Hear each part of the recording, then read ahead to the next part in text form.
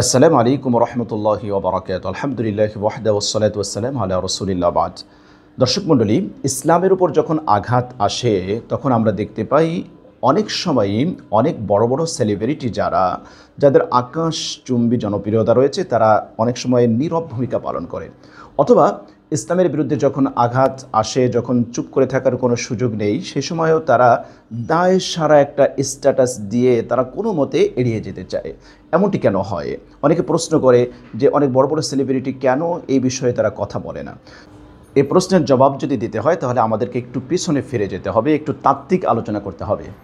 দর্শক মণ্ডলী, আপনারা অনেকে র্যান্ড কর্পোরেশনের নাম শুনেছেন। র্যান্ড কর্পোরেশন হচ্ছে আমেরিকার থিঙ্ক ট্যাঙ্ক যেটাকে বলা হয়, অর্থাৎ আমেরিকার একটা বেসরকারি গবেষণা সংস্থা, যাদের কাজ হলো আমেরিকার অর্থনীতি, আমেরিকার রাজনীতি, আমেরিকার সমাজ, আমেরিকার পলিটিক্স কীভাবে চলবে এটা গবেষণা করে করে তারা তথ্য দিবে, তারা সেটা যে দিক নির্দেশনা দিবে সে অনুযায়ী আমেরিকা তাদের ভবিষ্যৎ পরিকল্পনা গ্রহণ করবে। এটা হচ্ছে এই র্যান্ড কর্পোরেশনের কাজ। তো এই র্যান্ড কর্পোরেশন মুসলমানদেরকে চার ভাগে ভাগ করেছে। এক নম্বর হচ্ছে ফান্ডামেন্টালিস্ট। ফান্ডামেন্টালিস্ট বলতে তারা কাদেরকে বুঝিয়েছে?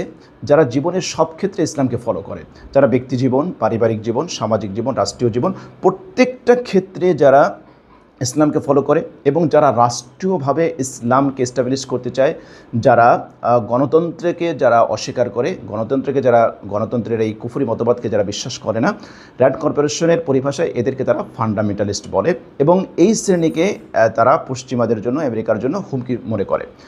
দ্বিতীয় হচ্ছে ট্র্যাডিশনালিস্ট বা ঐতিহ্যগত মুসলিম। এদের তালিকায় তারা কাদেরকে রেখেছে? যারা ব্যক্তিগতভাবে নিজের জীবনে যারা ইসলামকে খুব ভালোভাবে ফলো করে, রসুলের সুন্নাহকে যারা খুব ভালোভাবে প্রমোট করে, মানুষকে দিনের কথা বলে, আত্মশুদ্ধির কথা বলে, যারা মানুষকে দিন শেখায়, কোরআন শেখায়, ঐতিহ্যগতভাবে যারা ইসলামকে ফলো করে, ইসলামকে পালন করে, যেরকম আমাদের দেশে যারা আত্মশুদ্ধির কাজ করে, যারা মাদ্রাসায় দিন বা তালিমের শিক্ষা দেয়, এদেরকে তারা এই ট্র্যাডিশনালিস্ট এই কাতারে তারা রেখেছে। তাদের পরিভাষায় যে এই ঐতিহ্যগত মুসলিম যারা আছে বা ট্র্যাডিশনিস্ট যারা আছে তারা তাদের জন্য অতটা হুমকি নয় বা ততক্ষণ পর্যন্ত হুমকি নয় যতক্ষণ পর্যন্ত এই দ্বিতীয় শ্রেণীর মুসলিম অর্থাৎ ট্র্যাডিশনাল মুসলিম তারা যতক্ষণ না পর্যন্ত ফান্ডামেন্টালিস্ট বা প্রথম শ্রেণীর সাথে না মিলবে, না মিশে যাবে।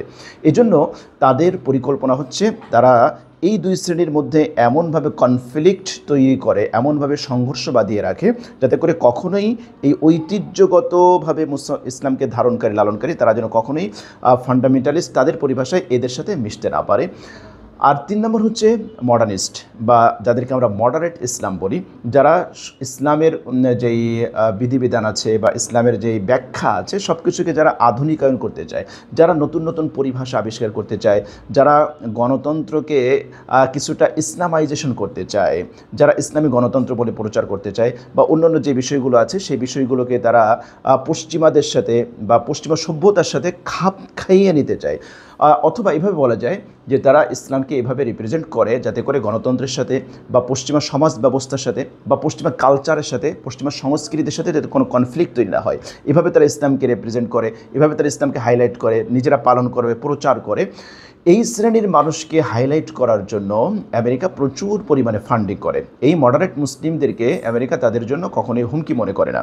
4 নম্বর হচ্ছে সেকুলারিস্ট মুসলিম, যারা ব্যক্তিগতভাবে ধর্ম বিশ্বাস করলেও অর্থনীতি, রাজনীতি, সমাজনীতি, রাষ্ট্রীয়ভাবে এখান থেকে ইসলামকে পরিপূর্ণভাবে ডিলিট করে দিতে চায়। এগুলোকে এখানে তারা ইসলামের কোনো শ্রেষ্ঠত্ব বা ইসলামের কোনো বিজয় বা ইসলামের কোনো ব্যাখ্যা এখানে তারা মানতে নারাজ।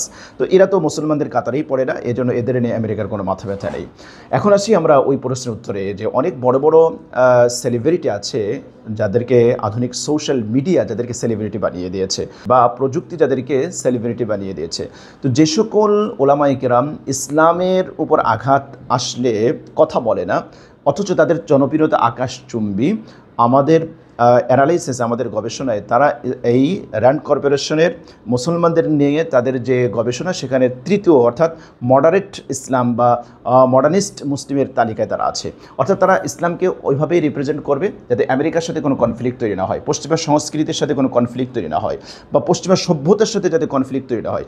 পশ্চিমারা যেগুলোকে প্রমোট করবে সেগুলো হোক ইসলামের সাথে সাংঘর্ষিক অথবা ইসলাম সেগুলোকে অ্যালাউ না করুক, এই জায়গাতে তারা মুখ খুলবে না অথবা এমনভাবে তারা এটা এটার ব্যাখ্যা দিবে বা মুখ খুলবে বা বলবে, যাতে করে পশ্চিমারা নাখোশ না হয়। এজন্য দেখা যায় যে ইসলামের ক্রান্তিলগ্নে বা ইসলামের উপর যখন বড় কোনো আঘাত আসে, তখন সাধারণ মুসলমান যাদের মধ্যে ঈমান আছে বা তাওহীদি জনতা বা অন্যান্য উলামায়ে কেরাম যখন সোচ্চার যখন কথা বলেন, তখন এই ধরনের সেলিব্রিটিরা অনেকেই আছে যারা কথা বলতে একদমই নারাজ, তারা এখানে কথা বলে না, বা বললেও এমনভাবে পাশ কাটিয়ে চলে যায় বা এমনভাবে স্ট্যাটাস দেয় যাতে সাপও মরে লাঠিও না ভাঙে।